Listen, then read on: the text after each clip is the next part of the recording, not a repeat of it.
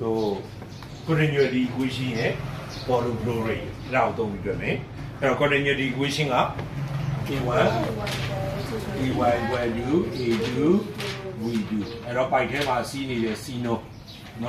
အဲ့တော့ area များသွားရင် velocity ကနည်းသွားမယ် area လေးသေးသွားတော့ velocity ကနည်းနော် area လေးသေးရင် velocity ကများသွားမယ်နော်အဲ့တော့နောက်တစ်ခုက volume flow rate v by dt ပါနဲ့တူတူပဲလေအဲ A တူ B area နဲ့ speed နဲ့ပြောက်တာနဲ့တူတူပဲဆိုတော့နော်အဲ့တော့မနေ့က example 3.1 to 3.2 ပြီးပြီ example 3.30 example 3.30 Okay water runs into a fountain နော် fountain ရေပန်းထဲကိုဝင်သွားတယ် filling all the pipes pipe တွေအားလုံးကိုဖြည့်ပြီးတော့ရေပန်းထဲကိုဝင်သွားတယ်နော်အဲ့ဒါ steady rate of 0.75 meter cube per second အဲ့တော့ရေပန်းထဲက seeded no volume flow rate V by D V by D ကဘယ်လောက်လဲတော့ 0.75 meter cube per second number D how fast ဘယ်လောက်မြန် where it should တော့ထွက်သွားလဲအခုပေါက်ကနေ 4.5 cm a diameter ဒီမှာမီတာနဲ့ပြီးထားတယ် diameter D1 ကအားနဲ့ပြီးထားလဲဆိုတော့ 4.5 cm cm ကိုမီတာပြောင်းမယ်ဒါသမ2နေရာဖြတ်မယ် 0.005 မီတာဟဲ့လားကဲဟုတ်ပြီဒါဆိုဘယ်လောက်နှုန်းနဲ့ထွက်သွားမလဲဆိုတော့ဘယ်တော့ speed ကိုရှာမယ်အဲ့တော့ထွက်သွားမယ် speed ကိုဘာလို့ထားမလို့ v1 ဟဲ့လားကဲတော့ဆိုဒီမှာ volume flow rate ပြီးထားတဲ့အတွက် v by d equal to a1 v1 အဲ့တော့ v by d ကပေးပြီးလား a1 ရှာဖို့အတွက် diameter ပေးထားတယ် by d1 square by 4 into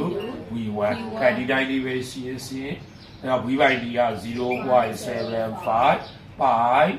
D1 က 0.045 square ဒီမှာ green ထည့်နေနဲ့ရှုပ်တာပဲရှိတယ်4 into V1 ဒါက solve the equation နဲ့ရှင်းလိုက်ဘာတန်ဖိုးထွက်လာမလို့ V1 တန်ဖိုးထွက်လာမယ် unit က meter per second ကဲနံပါတ်2လေးခါရေးပြလိုက်အောင်ကဲနံပါတ်2ကဘာပြောတော့ကြည့်ရအောင်နော် at what speed will it shoot up ဟောဒီမှာဒီ bike ကနေပဲထွက်လာနော်ဒီ bike ကနေပဲထွက်လာမှာ what speed will it shoot up no velocity နဲ့ထွက်သွားမယ် if the diameter of the hole in 3 times as large diameter ကိုဘယ်နှစားချဲ့လိုက်3စားငကိုတုံးကတည်းဘယ်နှစားချဲ့လိုက်တော့3စား d2 ဒီ d1 ရဲ့ဘယ်နှစားဖြစ်သွားတော့3စားကဲဒါဆိုရင် a ကိုရှာတဲ့ပုံသင်နည်းက a ညီမြချင်းရမှာတော့ by d square by 4ဒီပေါ်မှာဘယ်နှထပ်တော့2ထပ်ဒါဆို3စားပေါ်မှာ2ထပ်တင်တော့9စားဒါဆိုရင် a2 ဒီ a1 ရဲ့ဘယ်နှစားဖြစ်သွားမလို့9စားဟဲ့လားအဲ့ဒါဆို area 9စားဖြစ်သွားတဲ့အခါမှာရှိနေတဲ့ velocity ဘာကိုရှာမှာတော့ speed v2 ကိုရှာအဲ့တော့ဘာသုံးမှာတော့ by using continuity equation ဟဲ့လား continuity equation တို့ကလိုချင်တာ v2 ကိုလိုချင်တော့ a2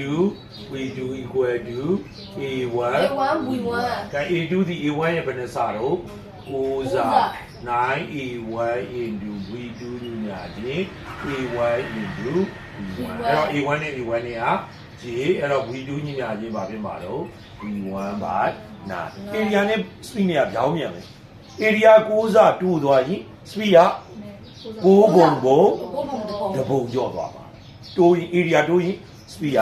ကျော်မှာပဲဒါ continuity equation ဟဲ့လား area က9စားတိုးဒါဒီနားလေလားdiameter ဘယ်နှစတိုးတော့3စဆိုတော့3ပေါ်မှာ2ထပ်တင်တော့9စဒါလို့ area A2 ဒီ E1 ရဲ့9စ area 9စတိုးရင် speed ရတယ်ဘယ်နှပေါက်ဘလောက်ကျော့သွားမလို့9ပုံပေါ့တပုံပဲဆိုအဲ့တော့ငါက V1 လေးကိုစားသွင်းလိုက် V2 ရမယ် unit ကဘာနဲ့တွေ့မလို့ဒီဒါပါ second okay လားကြိုက်တွေ့ကြည့်ပါဦး